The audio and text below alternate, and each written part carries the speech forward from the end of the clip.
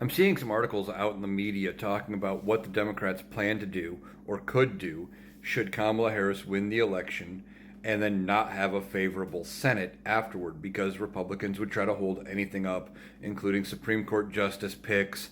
They could hold up any judicial appointments, as well as just appointments to any secretary positions, not allow her to fill her cabinet, etc. So the current plan, the way I understand it, would be to use the time period from the election till January 3rd when the new Congress takes over, and have Joe Biden basically appoint everybody Kamala Harris would want in those positions to take over the last 2 months of his term, and she would just continue those appointments over into the new term. They would push them through, and then she would have the staff, at least, that she would need in place. But I don't think that's going to be necessary. I think that the Democrats are going to keep the Senate. Now, I know it's looking bad for the Democrats if you believe the polls. I don't trust polls. I've covered it in a lot of videos as to why. I think Tester wins in Montana. I don't think that his opponent can beat him in Montana. There's so many negative things about him.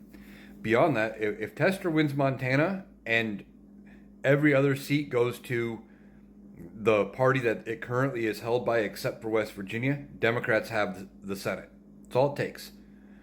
Now, I'm thinking there are some Republican seats that are in jeopardy. You've got Tennessee, you've got Missouri, you've got Nebraska, you've got Texas, and you've got Florida. I think any of those are in a position that they could flip. There's a lot of excitement about Nebraska. I think the fact that it is an independent who might caucus with the Democrats is a good sign, but it is an independent who is not taking Democratic money the way I understand it. But then you have Colin Allred in Texas, could beat Ted Cruz. Ted Cruz is panicking. He's complaining about not having enough money. A couple weeks ago, he was on Fox begging for donations to help him get reelected.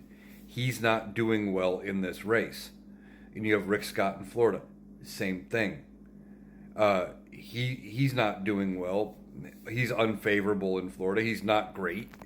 You have Josh Hawley in Missouri, who it was reported a while back has only visited, like in the last 2 years, he's visited Missouri 6 times. Doesn't go back to Missouri. Stays in Washington. And between that and a lot of other things, he's also, from what I understand, not very well liked in Missouri. And Missouri will have an abortion measure on the ballot, just like Florida. And I don't see how you can vote for approving an abortion measure and then vote for people who want to ban abortion. Those two things don't jive. So I think that's what's going to happen there. I think it is entirely possible that the Democrats end up gaining ground in the Senate. However, it is good to know that there is a backup plan should they end up not having the Senate, just because it is entirely possible. We won't know the outcome until election night, of course. But I think that with all the available information that's out there, I think it is entirely possible that the Democrats not only keep the Senate, but they strengthen their margin, which is bad news for Republicans, because in the next two elections, more Republicans are going to be up for election than Democrats in each two Senate elections coming up, both in 2026 and 2028. It's going to be very hard for the Republicans to regain control of the Senate between now and 2030.